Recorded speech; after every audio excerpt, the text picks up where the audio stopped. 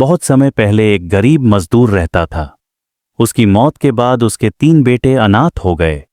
जब विरासत बांटी गई तो बड़े बेटे को चक्की मिली, मंझले बेटे को गधा और सबसे छोटे बेटे के हिस्से में आई सिर्फ एक पुरानी बिल्ली। छोटा बेटा उदास होकर सोचने लगा, मेरे भाइयों को कुछ काम की चीजें मिलीं, लेकिन मेरे हिस्से में तो सिर्फ ये बिल्ली आई है। इसका मैं क्या करूं? बिल्ली उसकी सोच समझ गई और मुस्कुराकर बोली, आका, चिंता मत करो। अगर आप मुझे सिर्फ एक जोड़ी मजबूत बूट दिला दें तो मैं आपकी किस्मत बदल दूंगी। लड़के ने सोचा कि उसके पास खोने को कुछ नहीं है, तो उसने बड़ी मुश्किल से पैसे इकट्ठे किए और बिल्ली के लिए चमड़े के सुंदर बूट खरीद दिए।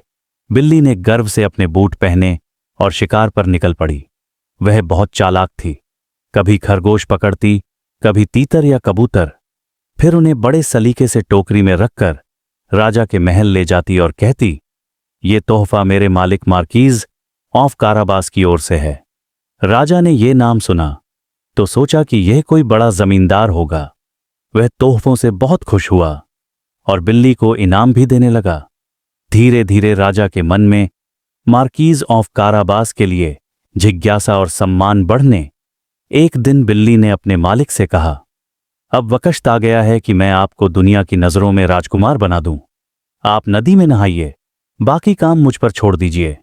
लड़का नहाने लगा। बिल्ली दौड़कर राजा के काफिले के पास पहुंची और चिल्लाने लगी, महाराज, मेरे आका मार्कीज ऐव काराबास के कपड़े चोर ले गए हैं, वे पानी में फंसे हैं। राजा ने तुरंत अपने सेवकों को भेजा। उन्होंने उस गरीब लड़के को बाहर निकाला और उसे रेशमी सुंदर कपड़े पहनाए। अब वह बिल्कुल किसी राजकुमार जैसा लग रहा था। राजा अपनी बेटी और काफिले के साथ आगे बढ़ा। उधर बूटों वाली बिल्ली किसानों और चरवाहों के पास जाती और उन्हें धमकाती। अगर राजा पूछे कि ये खेत और चरागाह किसके हैं तो कहना कि ये मार्कीज ऑफ काराबास के हैं। अगर झूठ कहा तो अंजाम बुरा होगा। राजा जब गुजरा तो हर किसान ने यही जवाब दिया। राजा हैरान रह गया कि इतनी जमीनें और खेत उसी युवक के हैं जिसे वह अभी अभी मिला था। आगे चलकर बिल्ली एक भयंकर जादूगर के कैले में पहुंची। वह जादूगर अपनी ताकत पर बहुत घमंड करता था। बिल्ली ने कहा, सुना है कि तुम किसी भी रूप में बदल सकते हो, क्या यह सच है? जादूगर ने हंसकर कहा, हां देखो, और वह तुरंत शेर बन गया। बिल्ली बोली, वाह, सचमुच कमाल है, लेकिन क्या तुम छोटे भी बन सकते हो, जैसे एक चूहा? जादूगर हंसा, यह तो बहुत आसान है, और वह चूहा बन गया। बस बूटों वाली बिल्ली ने छलांग लगाई और उसे दबोचकर खा गई। अब वह किला और सारी दौलत भी उसके मालिक की हो गई।